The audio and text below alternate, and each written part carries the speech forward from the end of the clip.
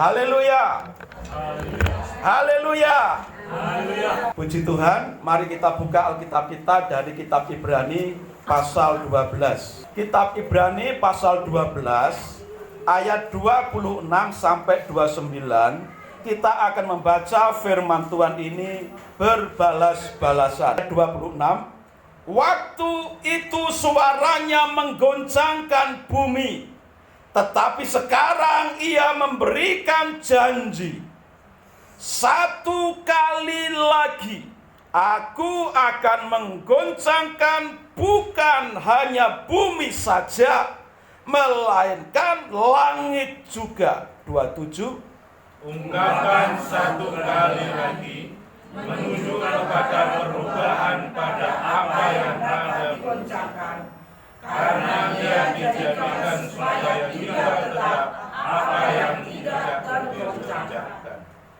Jadi, karena kita menerima kerajaan yang tidak tergoncangkan, marilah kita mengucap syukur dan beribadah kepada Allah menurut cara yang berkenan kepadanya dengan hormat dan takut. 29.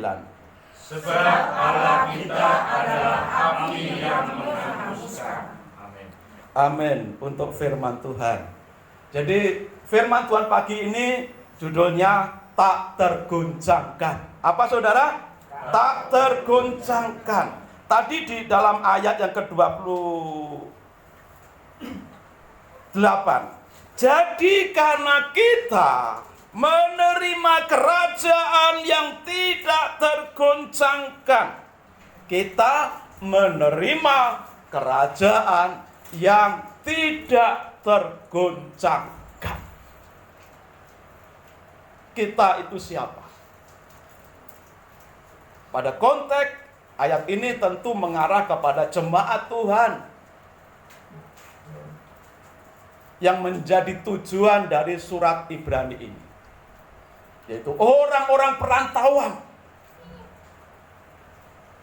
yang berbahasa Ibrani pada saat itu, yang berbahasa, ya bahasanya bahasa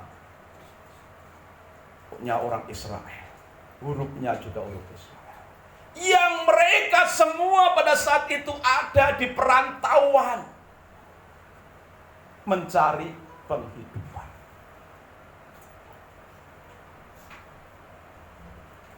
Tetapi firman Tuhan ini tidak hanya untuk orang-orang Israel yang berbahasa Ibrani di perantauan pada zaman itu, tetapi firman Tuhan ini juga untuk setiap kita. Kita menerima kerajaan yang tidak tergoncangkan. Kenapa kita bukan orang Israel? Kenapa kita orang yang tidak bisa berbahasa Ibrani, tetapi kok tercakup dalam kata ayat ini? Kita menerima kerajaan yang tidak tergoncangkan.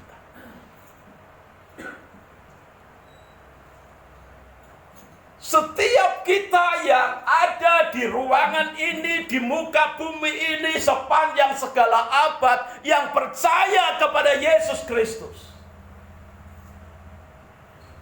adalah kita yang dimaksud di sini. Setiap kita yang beriman kepada Yesus Kristus Tuhan,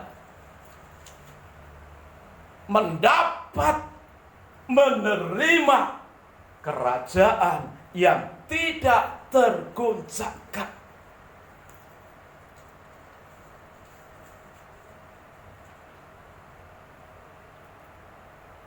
Fakta, realitas, bahwa dunia ini, bumi ini selalu mengalami kegoncangan. Bahkan dalam pembacaan tadi mengatakan, satu kali lagi Tuhan akan menggoncangkan bukan hanya bumi, tetapi langit juga, supaya tetap tinggal apa yang tidak tergoncangkan? Apakah yang disebut oleh firman Tuhan supaya tetap tinggal apa yang tidak tergoncangkan? Ini bisa memiliki dua pengertian. Yang tidak tergoncangkan ini adalah kerajaan Allah dalam pengertian kerajaan surga nanti. Kalau kita sudah mati, kita akan masuk kerajaan surga. Kerajaan surga ini tidak akan pernah bisa digoncangkan oleh apapun, walaupun langit dan bumi ini hancur.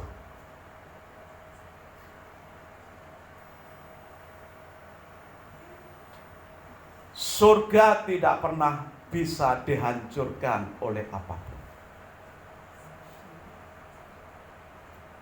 Tapi pengertian selanjutnya juga, apakah ayat ini hanya mengacu berarti memiliki dampak, memiliki arti hanya nanti kalau di surga? Tidak. Ayat ini juga mengacu untuk hidup kita selama kita ada di bumi, selama kita setia, selama kita percaya Yesus. Janji tidak tergoncangkan ini menyertai setiap orang yang percaya.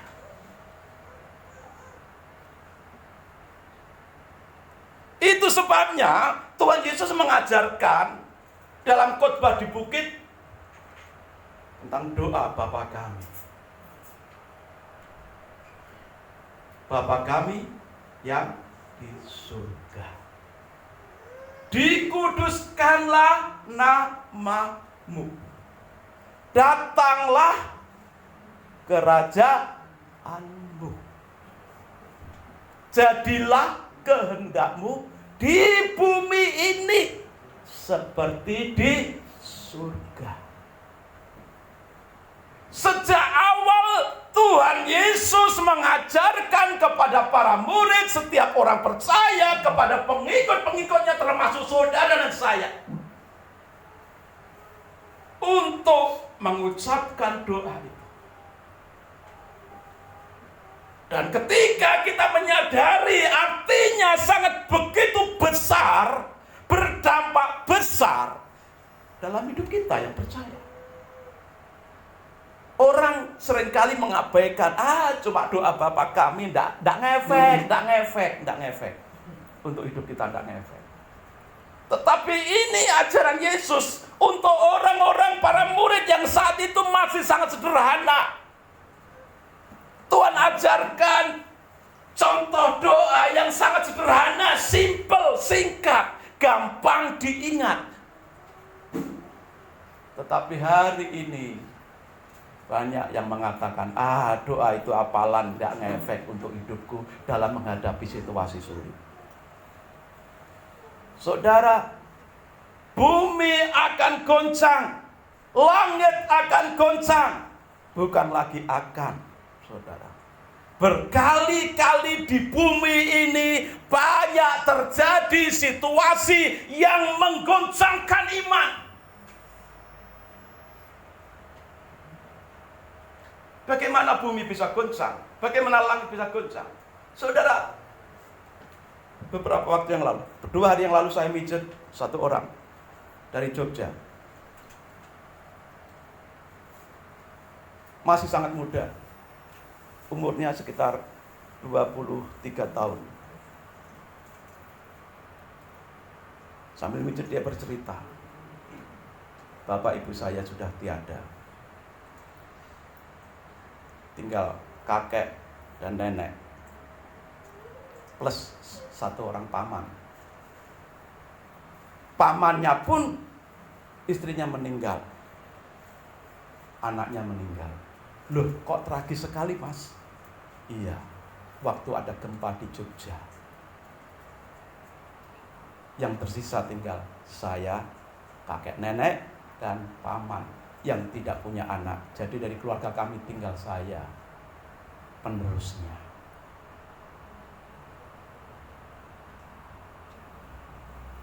Gempa tahun berapa itu? 2000 sekian, 2006 mungkin ya, di Jogja yang begitu luar biasa. Bumi goncang walaupun itu lokal, tetapi dampaknya, efeknya sangat luar biasa, menghancurkan. Bukan hanya menghancurkan harta benda, tetapi keluarga.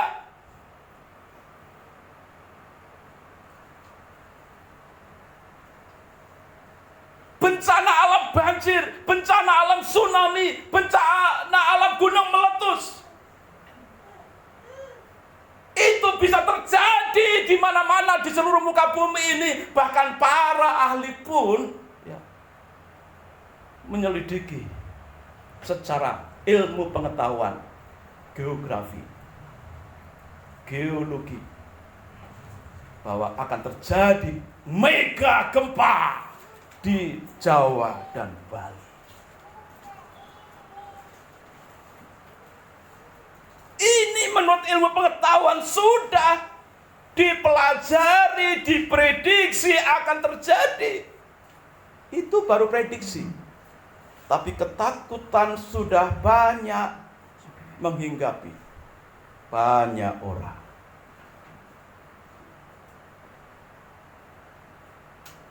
Bumi dan langit akan goncang. Bumi dan langit akan goncang bukan hanya oleh bencana alam, tetapi juga bisa oleh perang. Ketika terjadi awal perang Ukraina, Rusia, dampak besarnya melanda seluruh dunia yang berkaitan dengan Ukraina dan Rusia. Harga barang-barang yang berkaitan dengan gandum dan seluruh bahan-bahan roti dan sebagainya yang memerlukan dari tepung gandum langsung naik tinggi, melonjak harganya. Karena gandum diimpor dari Ukraina, dari Rusia. Hingga harga roti sekarang 5.000 aja kecil, nggak kenyang sekarang. Jadi mahal sekali.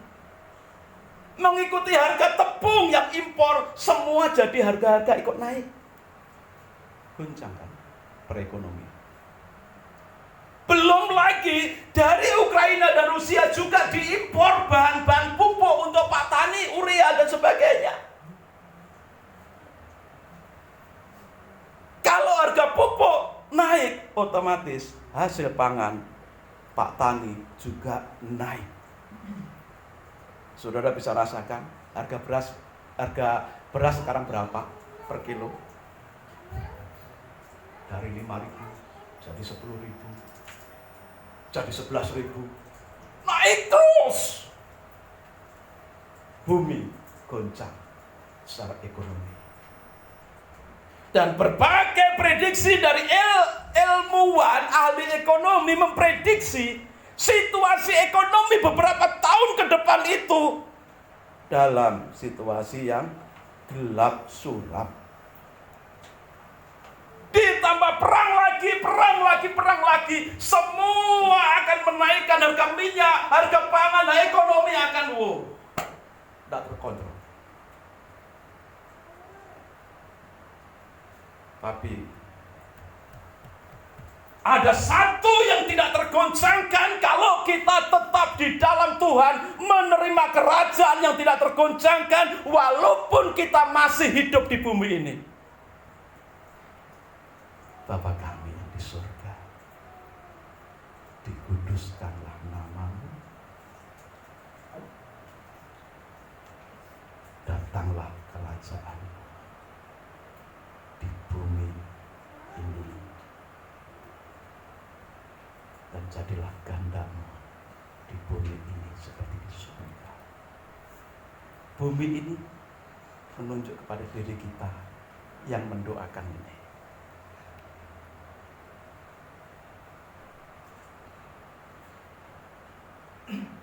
Kalau engkau selalu menyebut Bapakku yang di surga, dengan keikhlasan, kerelaan, kesadaran penuh, keyakinan iman. Kalau engkau menguduskan Tuhan dalam hidupmu, dikuduskanlah namamu. Kudusnya di mana? Apa di sana jauh di surga? Tidak. Dalam hidupmu kuduskanlah Tuhan. Khususkanlah Tuhan dalam hidupmu. Dan undang, datanglah kerajaan-Mu. Walaupun bumi goncang, kalau kerajaan Tuhan hadir dalam hidupmu, hadirat Tuhan ada dalam hidupmu, engkau tidak akan goncang. Sana boleh perang, ekonomi boleh, ya terjadi kegemparan, kegoncangan, tapi hidupmu tidak akan pernah goncang. Walau dagingku, tadi salah tulis saudara, dalam lagu tadi, walaupun dagingku tergoyahkan, bukan tergoyahkan ini, terkoyakkan, tapi imanku tetap kepada Tuhan. Walaupun dagingku sakit karena tergoyah karena sakit, imanku tidak akan pernah goyah.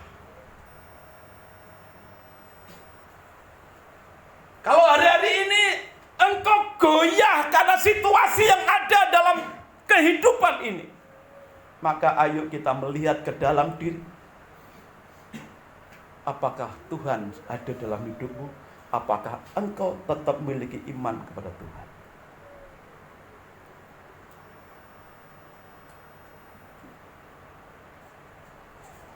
Kerajaan Tuhan dalam hidupmu tidak akan tergoncangkan. Maka milikilah kerajaan Allah dalam hidupmu. Apa sih kerajaan Allah? Pemerintahan Allah dalam hidupmu. Apakah kita selama ini mengakui, menjalankan hukum Allah dalam hidup kita? Apakah selama ini kita taat setia melakukan hukum Tuhan, firman Tuhan dalam hidup kita? Tuhan Yesus di awal mengajarkan doa Bapa kami yang mengundang, datanglah kerajaan-Mu, jadilah kehendak-Mu di bumi dalam hidupku seperti di surga. Tapi selanjutnya Tuhan mengajarkan apa? Supaya hidup kita memiliki fondasi yang kokoh, tidak goncang, tidak roboh oleh banjir kehidupan ini.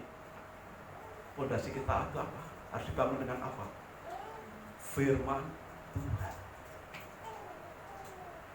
Tuhan memberikan perumpamaan dua macam dasar. Ketika orang mendengarkan firman dan menggunakan firman itu menjadi seperti fondasi bangunan, maka walaupun hujan badai datang lalu banjir menyapu, maka rumah yang dibangun di atas fondasi yang kokoh, batu karang yang teguh, tidak akan roboh oleh banjir dan hujan badai.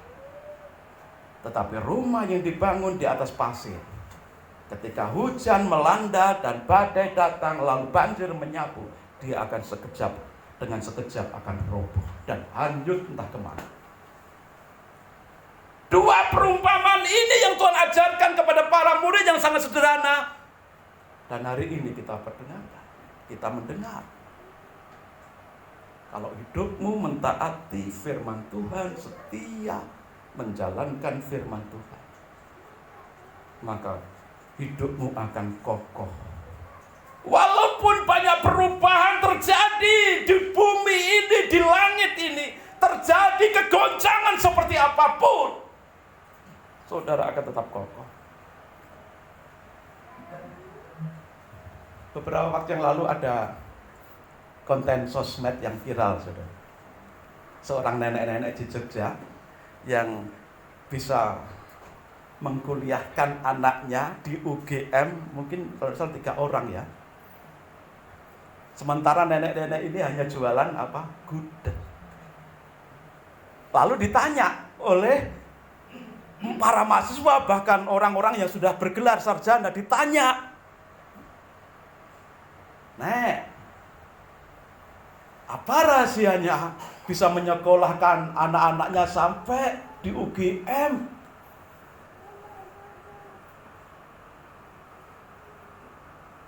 Apakah nenek tidak punya masalah? Itu intinya. Lalu nenek itu ngomong balik, apa itu masalah? Saya tidak tahu masalah. Lalu dijelaskan oleh yang wawancara itu loh Nek, kalau misalkan pas bayar tidak punya duit bagaimana? Saudara, oh itu toh, kalau pas tidak punya uang, pas bayar, waktunya bayar. Jawabnya apa nenek itu? Ya aku minta. Minta sama siapa Nek? Tuhan Yesus. Di kota yang terkenal hari-hari ini semakin garang. Semakin garang hari-hari ini terhadap kekristenan. Tapi masih ada nenek-nenek yang bisa menjadi kesaksian. Yang tanya bukan orang Kristen. Yang tanya teman-teman mahasiswa, bahkan mungkin mereka sudah ada yang lulus dan bergelar doktor. Tapi ketika tanya ada masalah Nek, enggak, apa itu masalah? Walaupun sebenarnya ada masalah ketika tidak punya uang, tapi solusinya gampang. Ya saya minta sama Tuhan Yesus.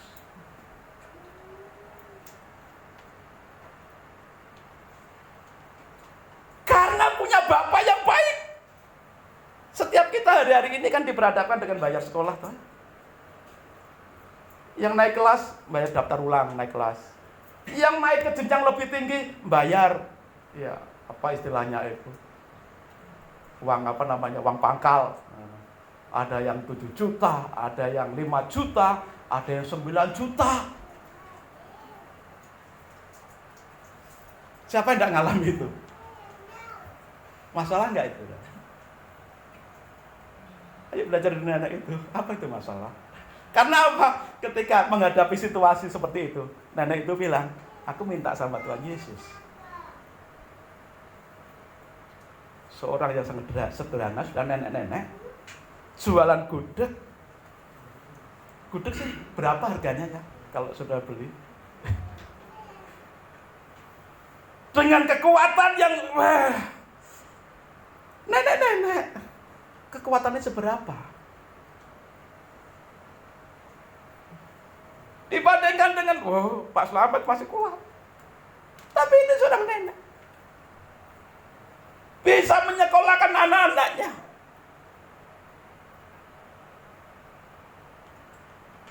Saya sangat terkesan dengan jawaban. Masalah itu apa? Oh itu, kalau tidak punya uang pas bayar, minta sama Tuhan Yesus. Artinya apa? Setiap kita akan mengalami dampak kegoncangan dunia ini, tetapi kita tidak akan tergoncangkan karena apa? Hidup kita ada di tangan Tuhan. Amin. Karena engkau punya Yesus. Yesus yang besar. Lebih besar dari masalahmu. Amin. Minta sama Yesus. Tuhan, aku ngadepi ini loh Tuhan. Waktunya kenaikan kelas, waktunya bayar uang pangkal. Tuhan, aku perlu ini. Dan luar biasanya nenek ini menjadi kesaksian. Sampai berkali-kali akhirnya banyak orang yang tanya ke dia dengan berbagai versinya. Intinya apa? Nenek ini takut akan Tuhan, mengandalkan Tuhan Yesus, hidupnya dipenuhi kerajaan Tuhan, pemerintahan Tuhan ada dalam hidupnya. Dia serahkan hidupnya kepada Bapa di surga. Sementara anak-anak yang di UGM kerja keras, belajar keras. Karena apa? Menghargai berkat Tuhan dari seorang nenek, ya, seorang ibu yang tidak punya kekuatan, tidak punya harta lebih, tapi anak-anaknya bisa berhasil. Karena apa? Satu, takut akan Tuhan. Dua, karena dia menyadari setiap saat dia itu harus mempermuliakan Tuhan melalui kehidupannya. Menghargai waktu-waktu yang ada. Waktunya sekolah, belajar dengan serius. Itu sama artinya menghargai kerajaan Tuhan dalam hidup kita.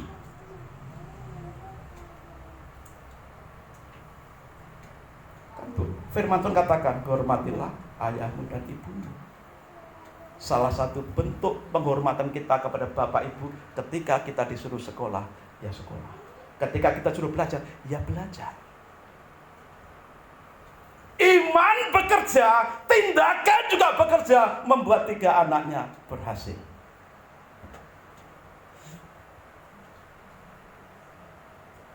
Itu kunci supaya tidak tergoncangkan.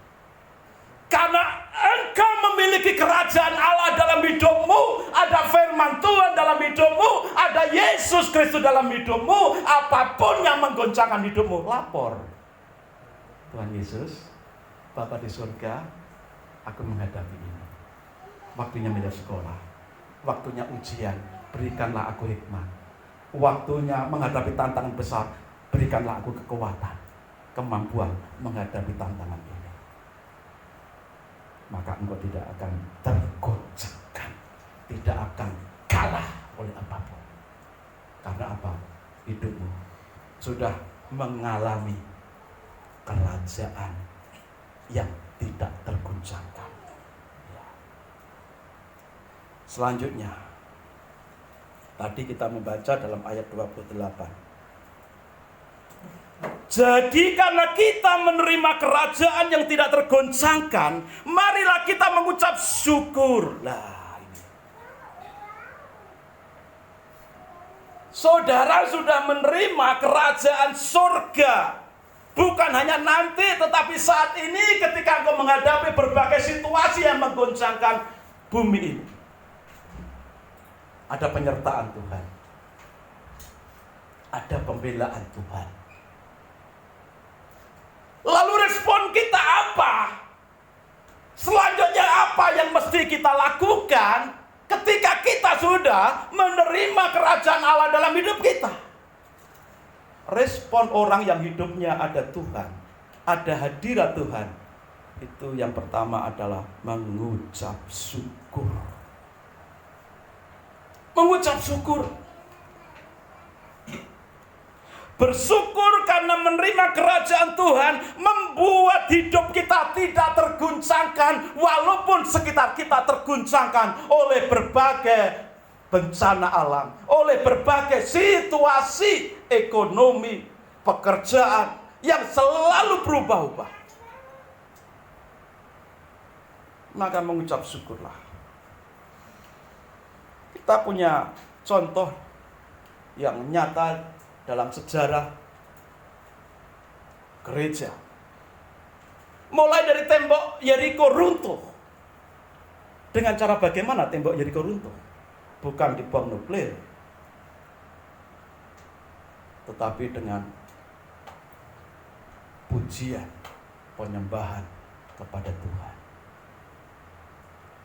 Ketika orang Israel mengitari tembok Yeriko sambil memuji Tuhan, dan pada hari terakhir, hari ke-7, dia bersorak, mereka bersorak memuji Tuhan, meninggikan nama Tuhan.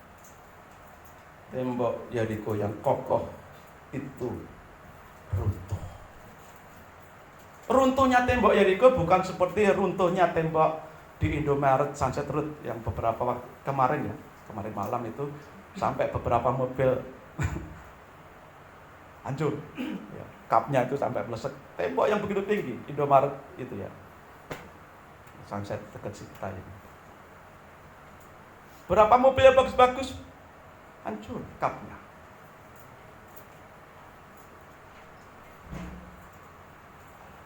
Tembok Yeriko tidak seperti itu. Tembok Yeriko itu kokoh. Di atas tembok itu bisa 2 kereta berpapasan, kereta perang. Bukan hanya berpapasan, tapi juga bisa dipakai oleh para tentara berjaga-jaga di atas tembok untuk memanah, untuk melempari batu, menjatuhkan batu untuk para lawan yang ada di bawah. Jadi tembok Yeriko itu multifungsi. Untuk pergerakan pasukan, untuk tentara itu bisa berjaga-jaga.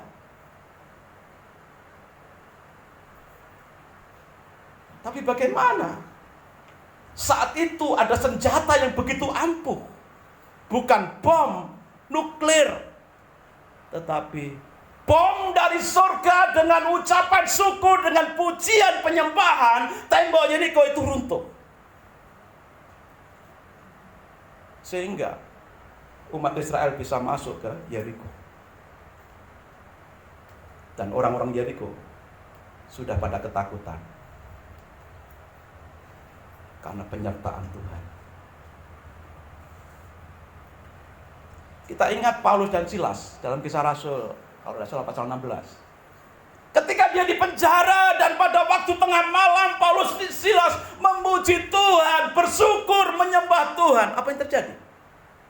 Terjadi gempa lokal hanya di penjara itu. Dinding-dinding, tembok penjara, bahkan pintu-pintu penjara, gembok-gembok penjara terbuka lepas. Bukan hanya tembok pintu penjara, gembok penjara yang lepas. Yang unik gempanya ini, dampak dari pujian penyembahan dari Paulus dan Silas. Sampai borgolnya pun bisa lepas. Ini gempa model apa ini? Sampai bisa melepaskan gembok rantai di tangan dan di kaki. Ini gempa model apa ini? Yang bisa terjadi itu, kalaupun terjadi gempa, yang namanya orang dirantai bisa tetap terantai, dan dipasung tetap bisa terpasung, dan tidak akan terlepas, dan bisa mati keberkahan dari runtuhan penjara. Tapi ini Paulus dan Silas, gembok di tangan, kaki, bahkan di pintu-pintu bisa lepas. Sampai kepala penjara mau bunuh diri.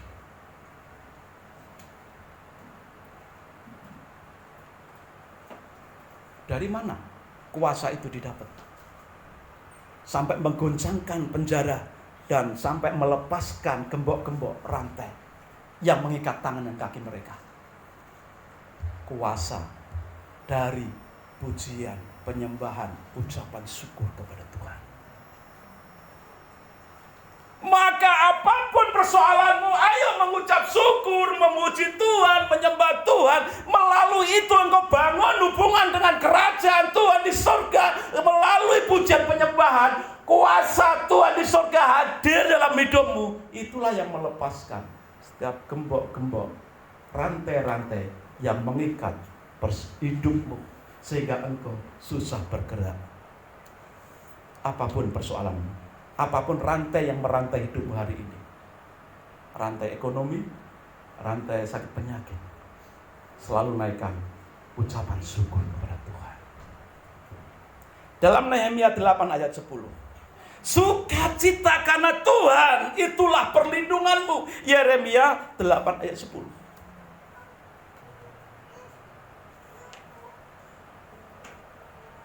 Bagian B.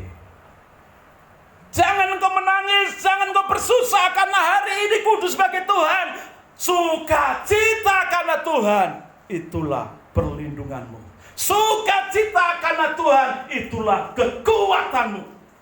Engkau kuat, engkau ada perlindungan kalau engkau bersyukur, bersukacita di dalam Tuhan. Amin. Itu sebabnya ayo, mari umat Tuhan memuji Tuhan, menyembah Tuhan dengan sungguh-sungguh, dengan serius, dengan segenap hati. Karena dalam setiap pujianmu yang kau naikkan, ada kekuatan, ada perlindungan dari segala yang bisa mengguncangkan langit dan bumi ini.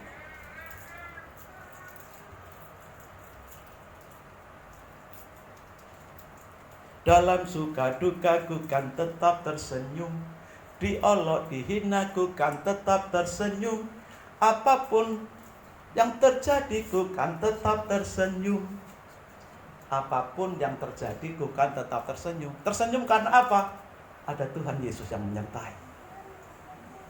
Kedukaan tidak akan bisa pernah mengguncangkan hidup orang beriman. Sukacita juga tidak pernah membuat orang beriman itu lupa dengan Tuhan. Harta kekayaan tidak pernah bisa membuat orang yang beriman itu lupa dengan Tuhan. Demikian juga kesedihan, kesakitan, kesesakan tidak akan pernah membuat orang yang sungguh-sungguh di dalam Tuhan meninggalkan Tuhan. Maka dalam situasi apapun kita tetap bisa tersenyum karena Tuhan hadir dalam hidup kita. Yang ketiga, bersyukur. Ya, kita baca ayat 28 lagi ya. Karena kita menerima kerajaan yang tidak tergoncangkan, marilah kita mengucap syukur dan beribadah kepada Allah. Beribadah kepada Allah. Dengan apa? Menurut cara yang berkenan kepadanya, dengan hormat dan takut. Kata ibadah itu dari kata latreo. Latreo itu ajakan. Ayo beribadah. Ayo berbakti. Dari kata latris. Latris itu bisa berarti beribadah, bisa berarti berbakti, bisa berarti menghamba sebagai budak, atau bisa berarti melayani. Jadi kalau dalam ayat 28 dikatakan, marilah kita mengucap syukur dan beribadah kepada Allah. Beribadah kepada Allah. Kata beribadah ini dari kata latreo, latris. Tapi di sini diterjemahkan beribadah karena tidak mungkin diterjemahkan semua sesuai pengertian. Tapi dalam kata ibadah itu, ya, bisa berarti datang sebagai jemaat umat Tuhan atau datang sebagai para pelayan Tuhan yang melayani.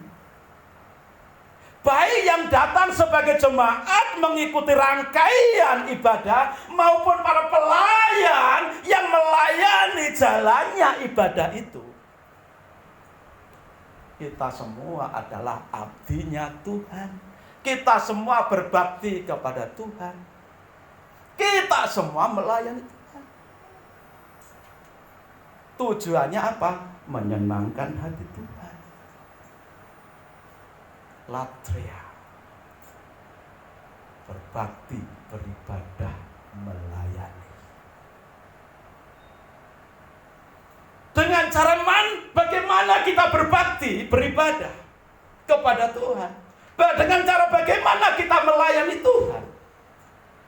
Dengan cara, menurut cara yang berkenan kepada Tuhan.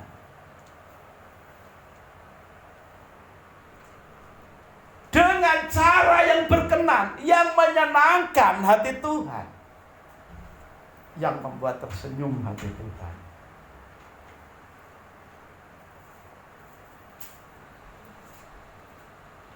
Yang membuat senang hati Tuhan. Tuhan, ku mau menyenangkan-Mu. Tuhan, bentuklah hati ini.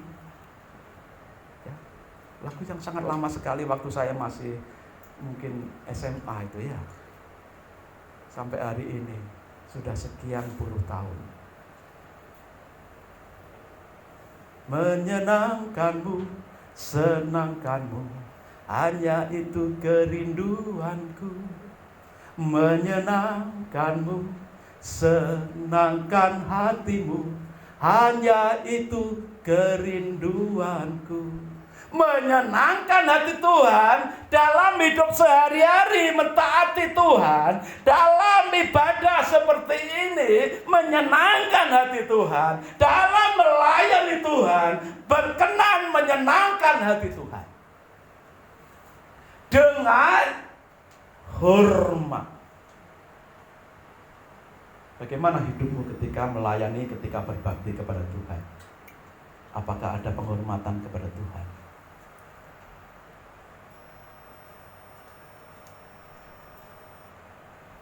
Ini penting.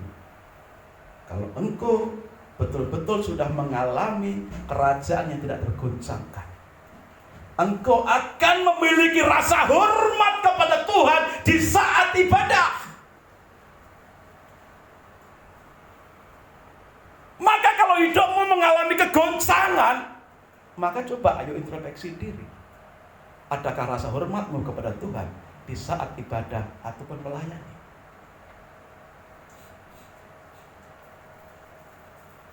Di sini ada yang kerja di banyak perusahaan, di beberapa perusahaan. Coba kalau mungkin GM-nya saja, bukan pemilik ya, bukan pemilik perusahaan, datang. Siapa yang berani cengengesan? Siapa yang berani ya jawab-jawab main-main ketika ada GM? Apalagi GM-nya lagi ngomong. Tidak akan berani cengengesan. Paling kalau GM-nya ngasih pengarahan, ngasih instruksi, briefing, lalu GM-nya ngajak senyum, baru ikut senyum. Hahaha, begitulah. Tapi kalau GM-nya menyampaikan sesuatu hal yang penting dan serius, siapa yang berani cekikikan?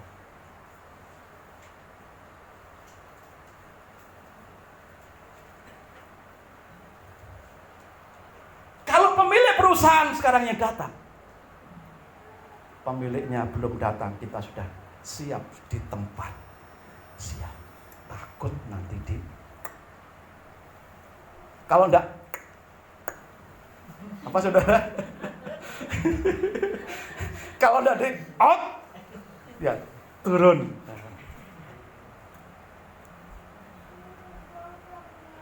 Tapi bagaimana sikap kita? Imbang enggak antara sikap kita di perusahaan menghadapi atasan kita dan pemilik perusahaan dengan saat kita ibadah? Di hadapan manusia yang menggaji kita pokoknya disuruh apa? Siap gerak, kerjakan. Hormat kan? Siap, kerjakan. Laksanakan. Tapi bagaimana di hadapan Tuhan? Raja dan segala raja yang memberi kita kerajaan yang tidak tergoncangkan, yang membuat hidupmu tidak tergoncangkan oleh apapun. Kenapa kita tidak punya rasa hormat dalam ibadah, dalam melayani Tuhan?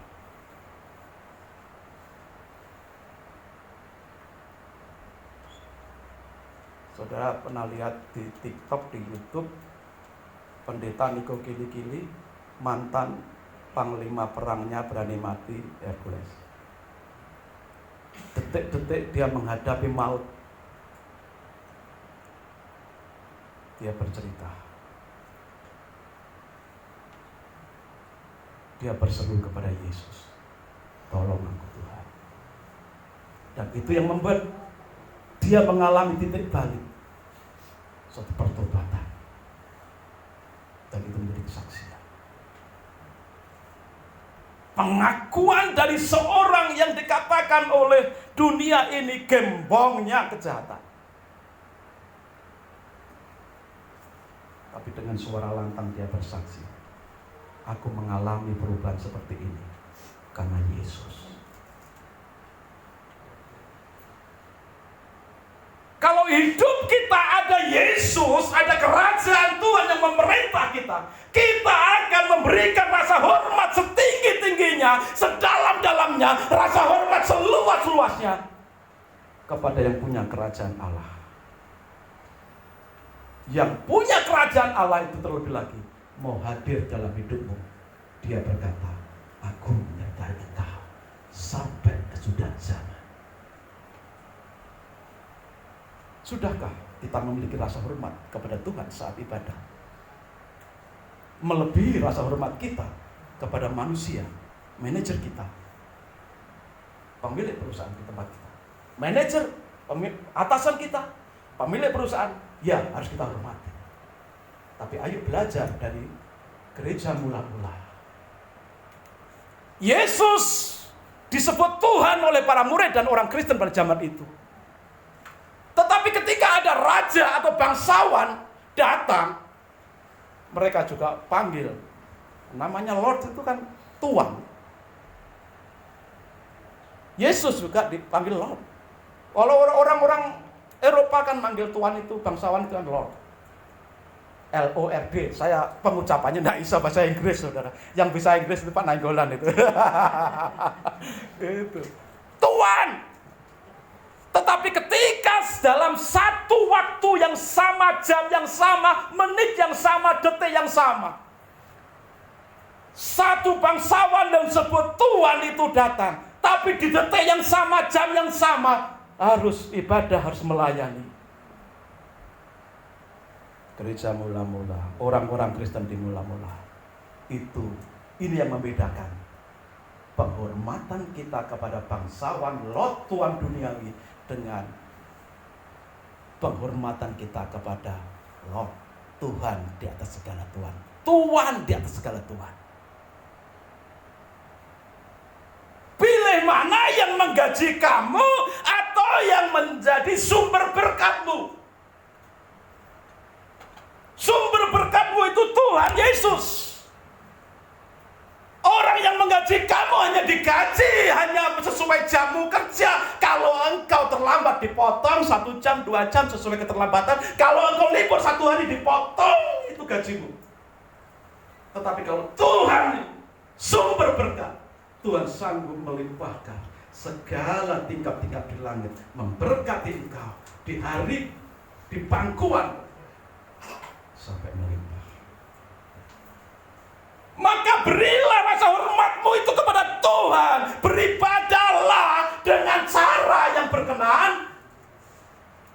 dengan memberikan hormat setinggi-tingginya, sedalam-dalamnya, seluas-luasnya, karena Dia adalah kehidupan kita yang membuat kita tidak tergoncang. Beribadahlah menurut cara yang berkenan kepadanya, yang menyenangkan hati Tuhan, dan dengan hormat dan takut. Takut di sini jangan samakan dengan takut dengan hantu, yang semakin ada hantu banyak, ada setan banyak, kita takut tunggang langgang. Bukan. Tapi takut di sini adalah takut akan Tuhan dalam pengertian positif. Takut akan Tuhan itu tahu memposisikan diri kita siapa di hadapan Tuhan. Harusnya kita gemetar. Harusnya kita gemetar di hadapan Tuhan. Karena apa? Aku ini tidak layak sebenarnya, orang pendosa. Tetapi Tuhan mengambil aku, melayakkan aku. Firman Tuhan katakan, semua orang sudah jatuh dalam dosa dan kehilangan kemuliaan Allah. Dan upah dosa adalah maut, kematian kekal. Tetapi oleh kasih karunia-Nya, Dia menganugerahkan saudara dan saya keselamatan.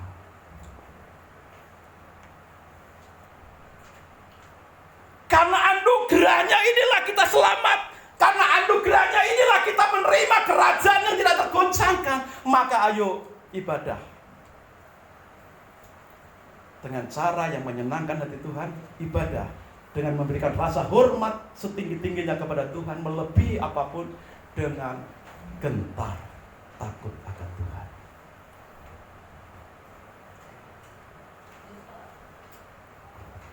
Kita latih diri kita. Kita perintah diri kita. Kita tundukkan diri kita di hadapan Tuhan yang Maha Kuat, yang Maha Dahsyat. Kita ajarkan kepada anak-anak kita bagaimana kita menghormati Tuhan, menghormati kehadiran Tuhan dalam ibadah, dalam pelayanan.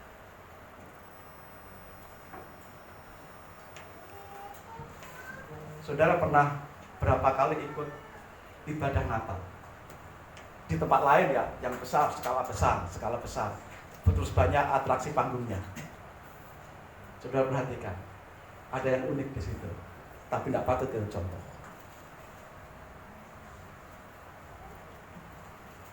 Waktunya puji-pujian, semua tim musik, semua song leader, singer, penari, semua siap.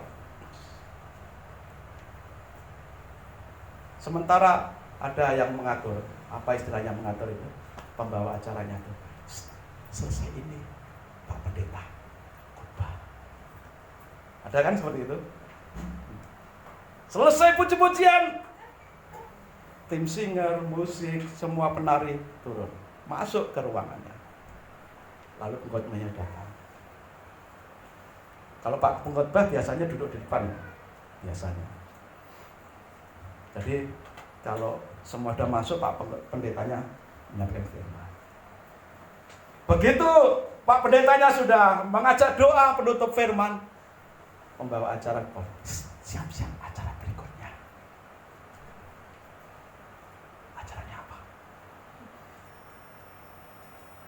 Vokal group. Lalu keluar, biasanya tidak keluar dari sini, keluar dari depan. Pak pendetanya kembali duduk.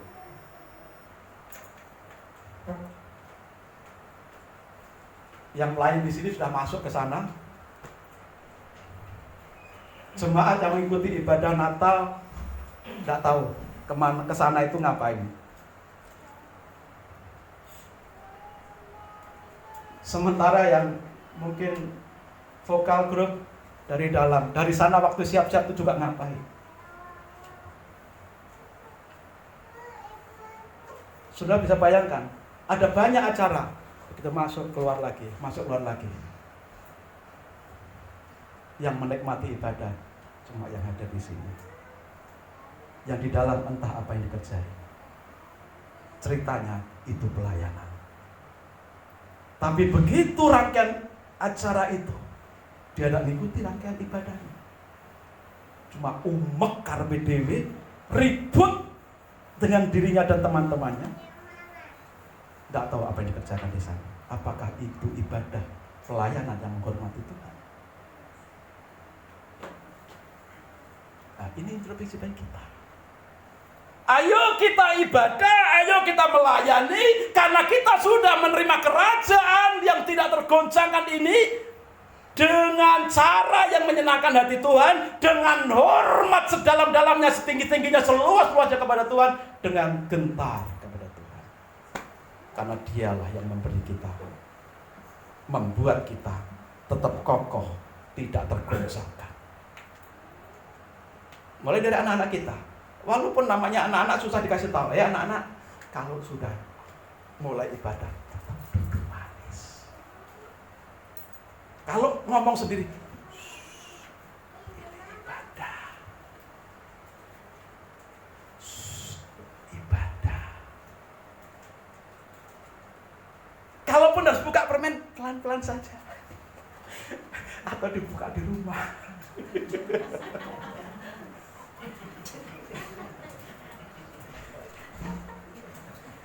Kita menjaga suasana bagaimana kita ibadah dengan sungguh-sungguh fokus. Karena ibadah itu apa sih? Pelayanan itu apa? Pelayanan, ibadah kita kepada Tuhan itu adalah respon kita kepada Tuhan yang sudah memanggil kita untuk dikumpulkan menjadi rakyat kerajaannya, warga kerajaannya. Pelayanan juga respon kita kepada Tuhan yang sudah memanggil kita untuk melayani Tuhan.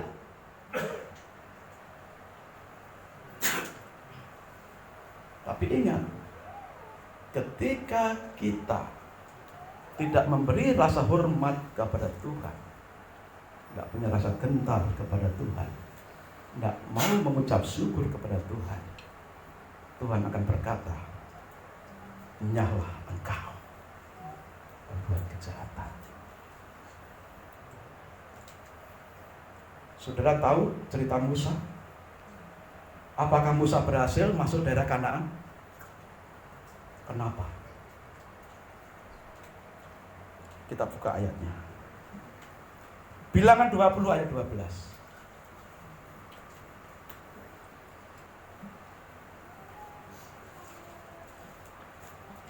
Bilangan 20 ayat 12. Tetapi Tuhan berfirman kepada Musa dan Harun, "Karena kamu tidak percaya kepadaku dan tidak menghormati kekudusanku di depan mata orang Israel, itulah sebabnya kamu tidak akan membawa jemaah ini masuk ke negeri yang akan kuberikan kepada mereka. Kenapa Musa tidak masuk tanah perjanjian? 1, tidak percaya. 2, tidak menghormati kekudusan Tuhan. Loh, kok bisa Musa dikatakan tidak percaya? Ya, Tuhan berfirman, ngomong kepada batu itu, keluar air, maka air akan keluar memancar dari sana. Tapi apa yang dilakukan Musa? Memukul itu batu. Memang air keluar dari batu itu, tapi Musa sudah tidak taat, tidak menghormati Tuhan, tidak mempercayai Tuhan dalam momen itu. Dampaknya apa? Tidak bisa masuk tanah perjanjian, tanah berkat, tanah Kanaan. Jangan pikir kita melayani itu orang istimewa dan dapat selalu hal-hal yang istimewa dari Tuhan. Tidak. Kesalahan tetap kesalahan. Kalau kita tidak punya rasa hormat kepada Tuhan, melayani dengan tidak baik kepada Tuhan, kita pun akan dibuang oleh Tuhan.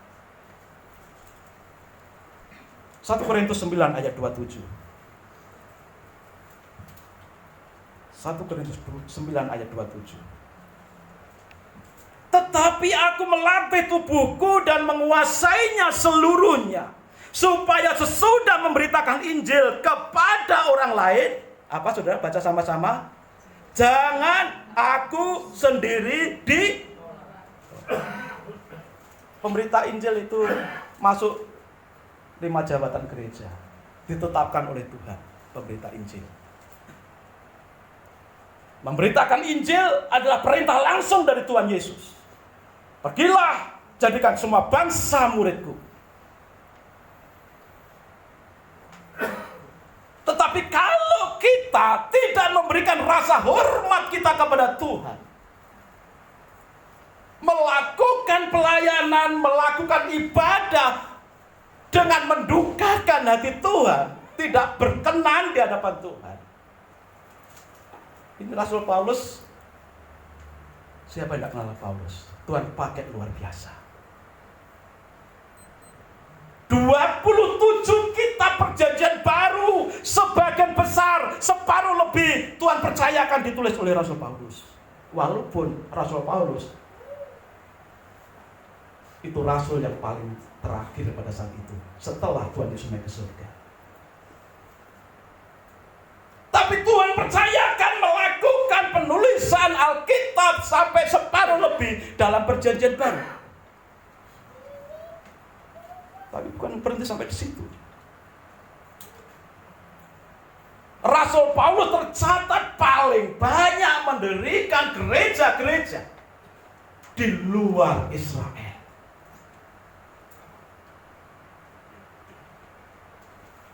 Sampai melakukan penginjilan keliling, pemberitaan Injil keliling, sampai 4 kali perjalanan lintas negara, lintas benua, lintas samudra, meliputi Asia, Eropa Timur, Afrika. Rasul yang paling akhir setelah Yesus naik ke surga, tetapi Tuhan percayakan mendirikan banyak gereja, Tuhan percayakan menulis separuh lebih Alkitab perjanjian baru. Orang yang seperti ini saja Tuhan percayakan menulis seperti ini. Tetapi aku melatih tubuhku dan menguasainya seluruhnya, supaya sesudah memberitakan Injil kepada orang lain, jangan sampai aku sendiri yang ditolak oleh Tuhan.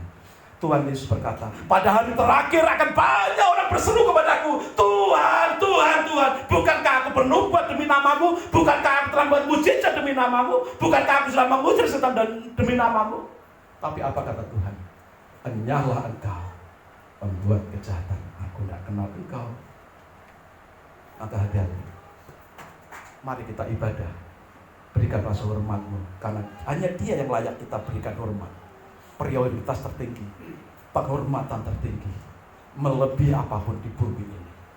Amin. Saudara, saya tidak akan tergoncangkan apapun terjadi di bumi ini, karena hidupmu ada Yesus. kerajaan Tuhan hadir. Pemilik kerajaan Tuhan hadir dalam hidupmu. Amin.